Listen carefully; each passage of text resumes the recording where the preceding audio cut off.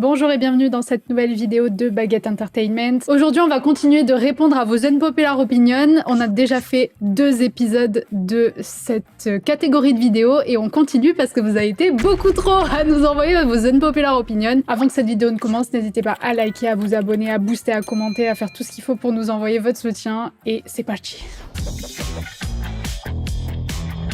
Alors, j'ai pas compris la hype autour de Baby Monster et de Apateux de Rosé. Leurs chansons sont trop répétitives et sans saveur, juste pour les trends. Sinon, de manière générale, je trouve que les agences de K-pop créent trop de groupes jusqu'à saturation pour tomber dans l'oubli ensuite, et que les chansons d'aujourd'hui sont faites pour les trends TikTok bourrées d'onomatopées. Rien à voir avec la K-pop des années 2010 où les chansons étaient plus mélodieuses et plus émotives. En vrai, c'est juste les goûts de chacun, parce qu'en général, les trucs répétitifs, c'est ce qui plaît parce que ça reste dans la tête. Après, oui, ça suit les trends, mais la musique, de manière générale, ça va suivre les tendances et la mode. Si tu veux des musiques plus poussées, du coup, faut aller plus sur de la indé. Et après, je suis vraiment pas d'accord par rapport à la deuxième génération, parce que sur des musiques comme Ring Ding Dong, c'est des musiques qui se répètent de fou et qui regroupent pour le coup une génération. Enfin, je veux dire, quand tu penses à Ring Ding Dong, tu penses à la deuxième génération. C'est hyper répétitif et c'est assez ancré aussi dans l'âme de la K-pop, quoi. Et dans la deuxième gène, on avait vraiment ce truc où le title track, c'était un mot en anglais, et ce mot en anglais, on le répétait 600 fois dans la même musique. Donc pour moi, au contraire, quand on utilise un peu ce genre de mécanisme, ça fait hyper vieux groupe, en fait.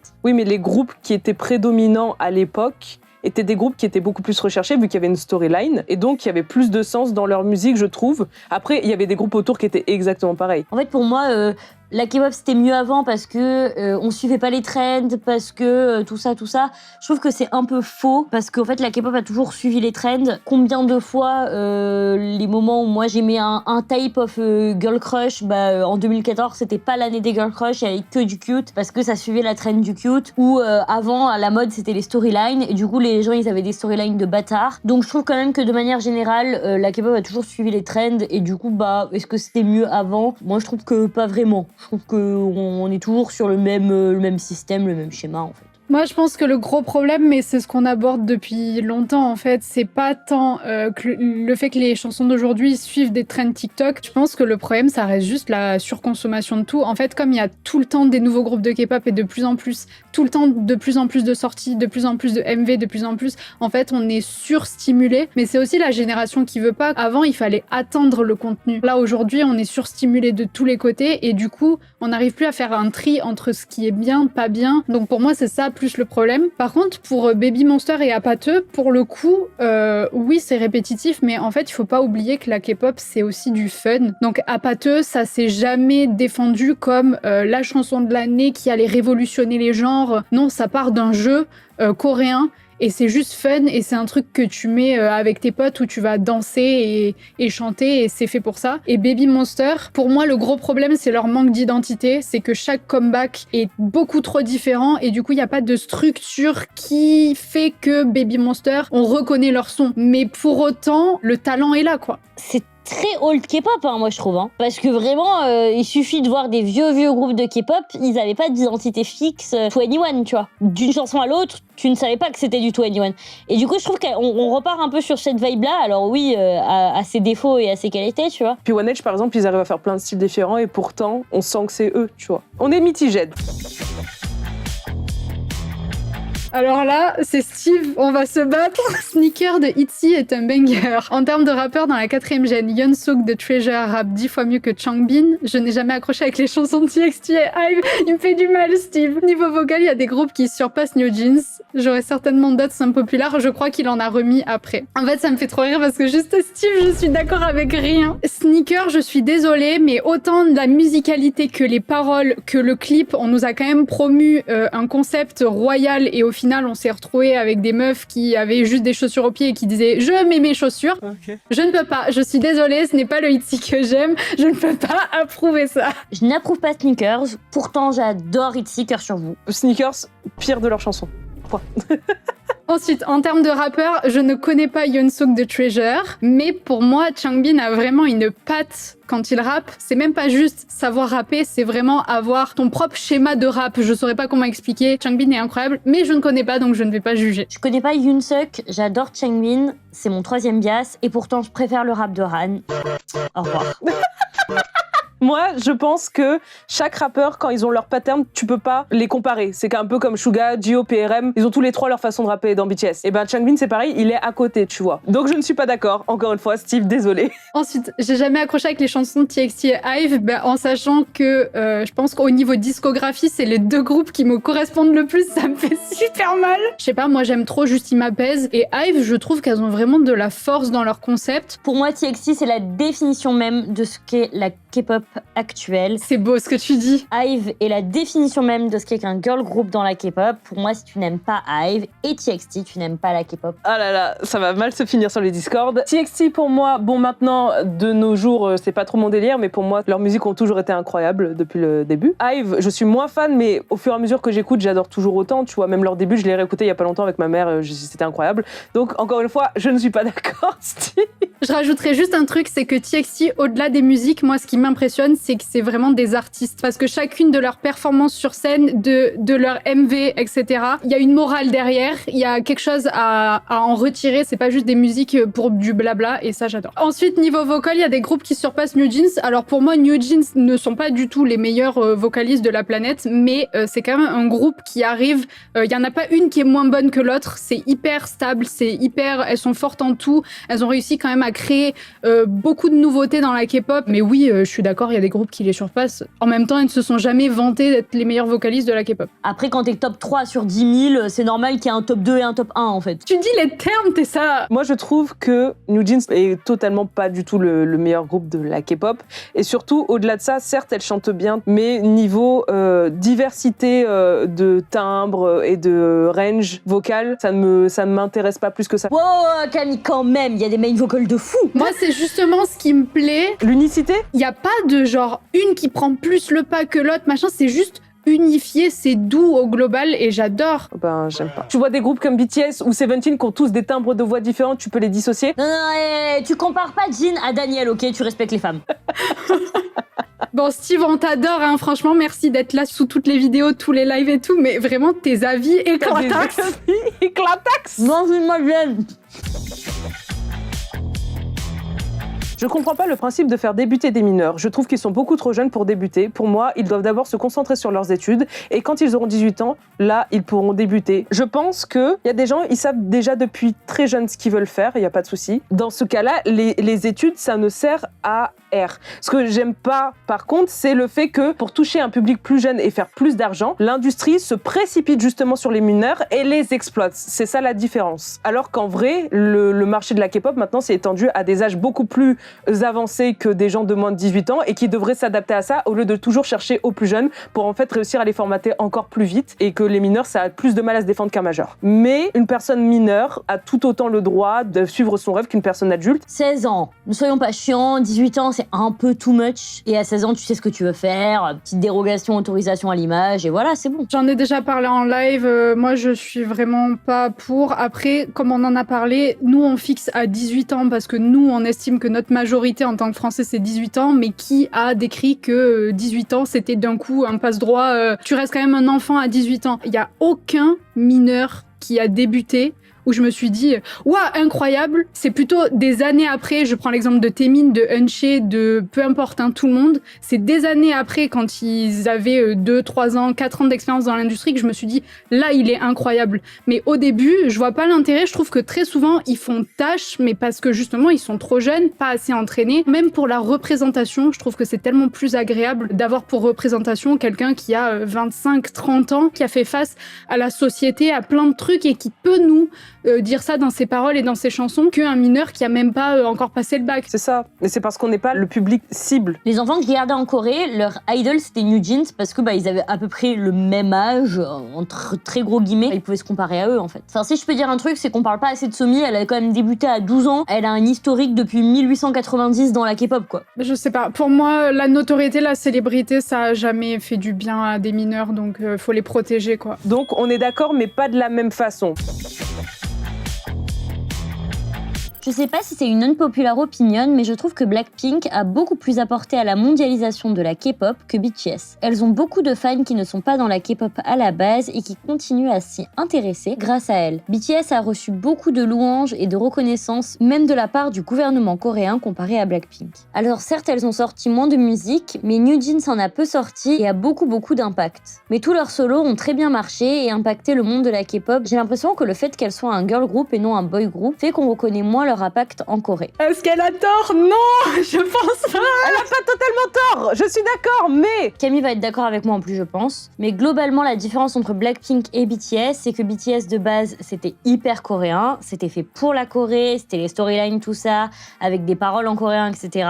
Et Blackpink, pour le coup, c'était beaucoup plus exporté pour atteindre l'autre cible. Ceux qui écoutaient du Blackpink, c'était pas forcément des gens qui écoutaient de la K-pop. BTS a pour le coup rendu la K-pop accessible. Blackpink, c'est le contraire. C'est des gens qui n'écoutent pas la K-pop qui les écoutent. Mais ça les emmènerait pas forcément dans la K-pop. C'est une autre manière de faire en fait. Blackpink, ils avaient pas non plus ce gros côté fandom qu'avait BTS. C'est pour ça que plus de gens disaient que BTS pave the way, tout ça, c'est à cause du fandom énorme. Blackpink, c'est plus de gens qui écoutent, mais qui sont pas forcément dans le fandom. La différence notable, c'est qu'en 2025, les solos de Blackpink, ils ont explosé, mais pas forcément les solos de BTS, car les fans de BTS sont des fans de BTS. Et ils ont écouté les solos de manière beaucoup plus divisée, alors que les fans de Blackpink, c'est des consommateurs internationaux, en fait. Ils écoutent tous les solos de la même manière qu'ils écoutent du Blackpink, parce qu'en fait, pour eux, c'est la même chose. Et le dernier point sur le féminisme, pour le coup, c'est vrai. De manière générale, dans l'histoire, on va jamais retrouver un truc féminin qui a plus marché qu'un truc masculin. Et pour le coup, en plus de ça, les fangirls, elles sont passionnées dans leur truc. Et trouver des meufs qui sont fans de meufs, c'est quand même plus rare. Alors, je suis d'accord sur le côté féminin, dans le sens que un mec sera toujours plus mis en avant qu'une femme, malheureusement, pour l'instant. Que, évidemment, un mec, il peut faire plein de trucs et ne sera jamais critiqué pour l'avoir fait, alors qu'une fille, si. Blackpink, certes, a importé, justement, comme tu as dit, sa musique, mais BTS nous a fait plus découvrir le côté coréen, genre la culture coréenne. Et c'est pour ça qu'ils ont plus de louanges du président et qu'ils ont le truc de l'importation coréenne. Il y a eu plus... Voilà quoi, d'apport culturel, tout ça qui fait que ça s'est sorti au-delà de la K-pop. Je n'ai rien à rajouter, 20 sur 20. Mitigède.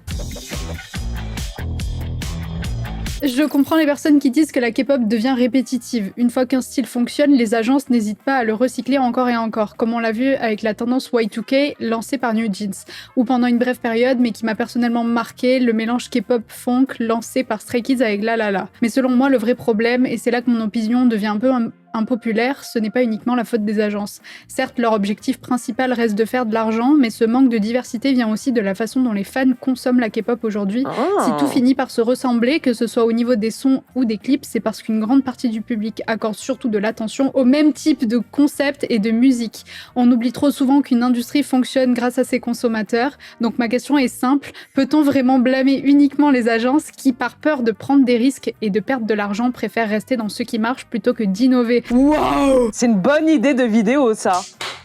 C'est littéralement ce qu'on a dit il y a 5 minutes, tu peux juste venir parler à notre place en fait. En fait, tu vas juste annuler toute notre réponse du début, tu vas mettre ça à la place. En fait, c'est ce que je disais tout à l'heure. Si vous voulez que les storylines reviennent à la mode, bah cette année des groupes avec des storylines. Vous allez voir que les agences, elles vont se retourner et elles vont être en mode allez go, on fait plein de storylines en fait. Ça a toujours été le principe de la société, on va pas partir en débat philosophique, mais le principe d'une mode, on a toujours suivi les modes. Il y a des trends sur les réseaux sociaux, tout le monde suit ces trends et beaucoup de gens les regardent aussi parce s'il y avait personne pour les regarder, bah ça s'appellerait pas des trends. Donc en fait, juste l'industrie de la K-pop, c'est une industrie comme une autre et elle fonctionne de la même manière que tout le reste. C'est pour ça que je disais tout à l'heure que c'est bien d'aller sur des trucs un peu indé, des trucs où il n'y a pas de grosses agences derrière. Pas pour dire que Artemis, c'est forcément du indé, mais par exemple, elles suivent pas du tout les trends, elles ont des musiques qui vont totalement genre à l'envers des trends. Là, tout ce qui a suivi New Jeans, Elite et tout ce qui compagnie, franchement, maintenant, on retrouve 1000 groupes qui font globalement la même chose. Et pour le coup, Artemis, ils ont pris une autre direction qui est hyper cool et en fait, il suffit un peu juste de pas rester sur les groupes les plus populaires et regarder un peu ce qu'il y a autour. Faut chercher, ouais. Et le consommateur a la flemme. En s'intéressant à ça, en fait, les agences, de manière hyper fluide, parce que ça s'appelle la mondialisation, vont s'intéresser à ce qui buzz, en fait. Donc, si vous aimez des trucs,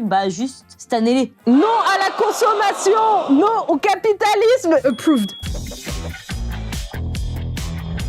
J'ai du mal à comprendre la hype des girl groups en général. Je les trouve souvent surcotées. D'abord, je trouve qu'en général, elles n'ont pas de concept propre. Je veux dire que l'on voit soit avec un concept cute ou badass et rarement autre chose, surtout maintenant. C'est la même chose pour les boy groups, mais c'est pas grave. De plus, j'ai l'impression que comme les girl groups marchent mieux en général, que les agences lancent les filles sans réelle préparation, cela gâche le potentiel des filles qui ont tendance à se révéler lors des projets solos. J'ai l'impression que les groupes de garçons sont mieux préparés et ont des concepts plus divers, même si ça dérive par la suite. J'en ai vraiment marre des musiques en dessous de 3 minutes. Et c'est que les boy groups qui font des musiques en dessous de 3 minutes. Attendez.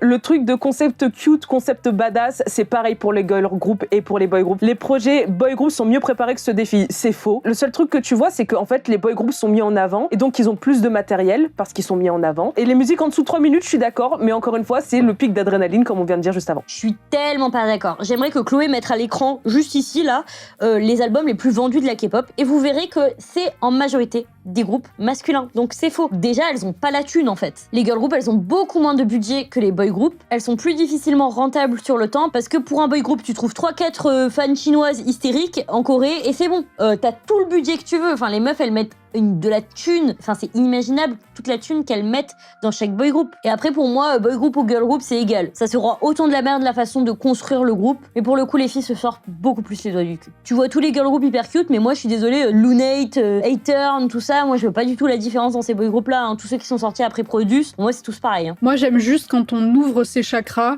J'ai un peu du mal avec le discours de j'écoute que des boy groups ou j'écoute que des girl groups, en sachant que la différence entre les deux, c'est juste un genre. Ça change pas du tout la qualité de la musique, ça change pas du tout les concepts, parce qu'on retrouve les mêmes des deux côtés. C'est la même musique et j'ai même tendance à dire que plus j'avance dans la K-pop, plus je trouve que les girl groups apportent de l'originalité, là où les boy groups s'enferment généralement dans leur genre et ce qui marche, et je m'y retrouve de moins en moins. Si tu veux écouter des bons vocals, bah il faut écouter des girl groups. Dans les boy groups, il y a aussi des super vocals, mais je veux dire, si tu cherches vraiment du talent, toujours et jamais être déçu, bah faut se tourner vers les girl groups pour les vocals. Au pire, si vous avez un problème avec les genres, juste écoutez X-Love, comme ça. Là, pour le coup, les co-eds sous-cotés, donc disapproved.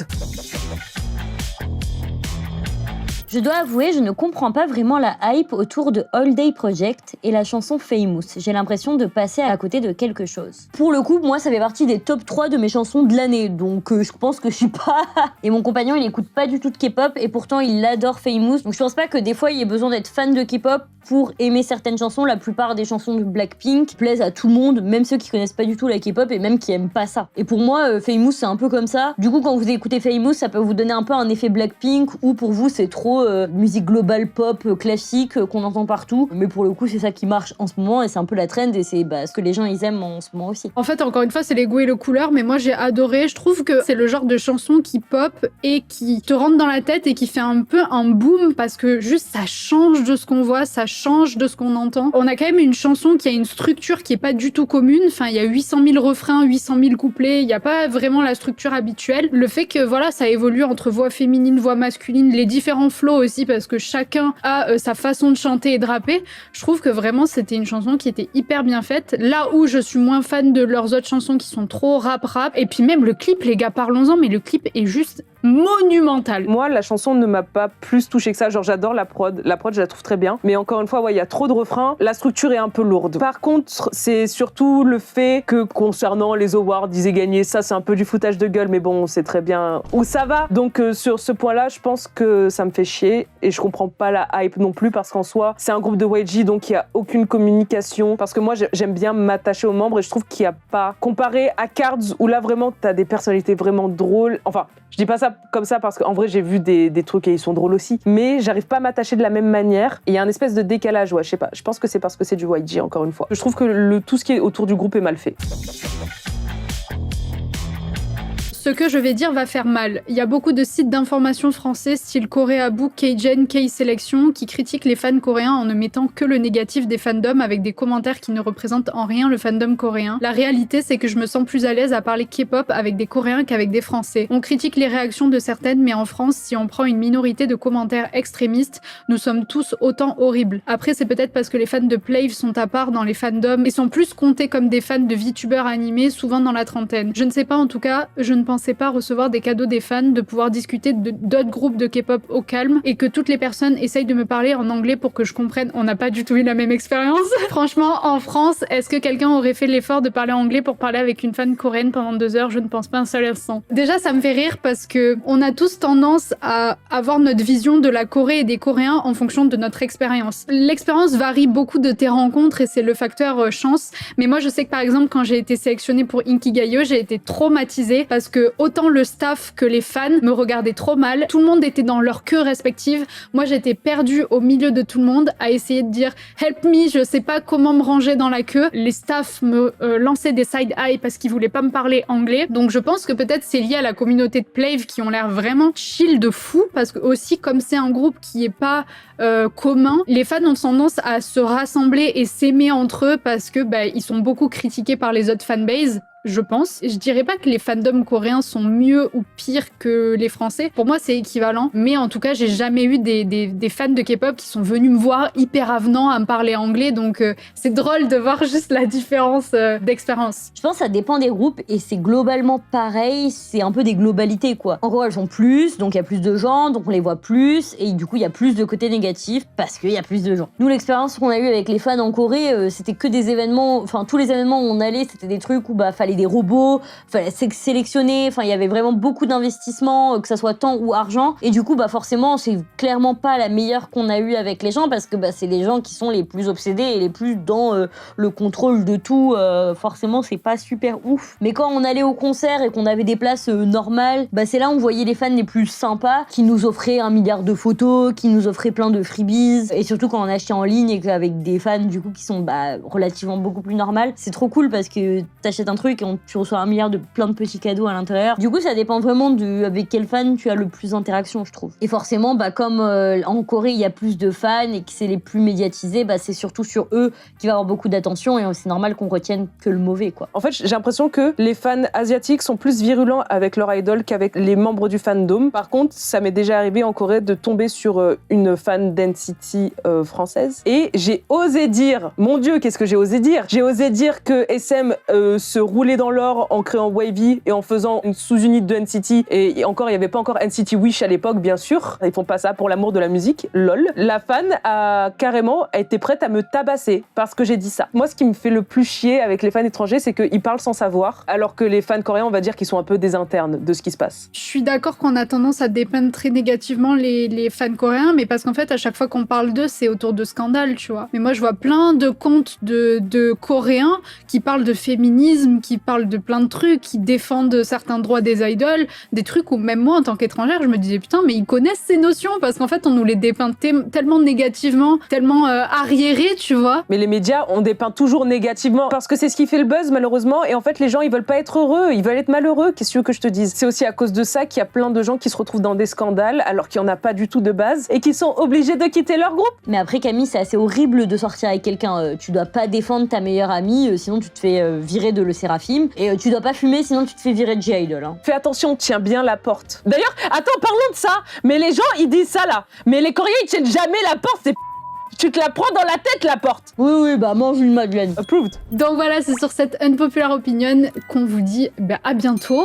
On va conclure cette vidéo. Merci pour vos commentaires. Merci de partager vos unpopular opinions. Il y aura sûrement d'autres vidéos de ça parce qu'il y a encore 70 000 unpopular opinions super intéressantes. Et c'est ok d'avoir des avis différents. Évidemment, quand on s'est un peu énervé, qu'on vous a un peu vanné, bon voilà, c'est pour rire. Hein. Vous avez le droit d'avoir vos avis, on a le droit d'avoir les nôtres. Et n'hésitez pas à débattre aussi en commentaire. Si vous n'êtes pas d'accord ou d'accord avec ce qu'on a dit, voilà, les commentaires sont ouverts. Et on vous dit à la semaine prochaine pour de nouvelles vidéos. Transition Madeleine.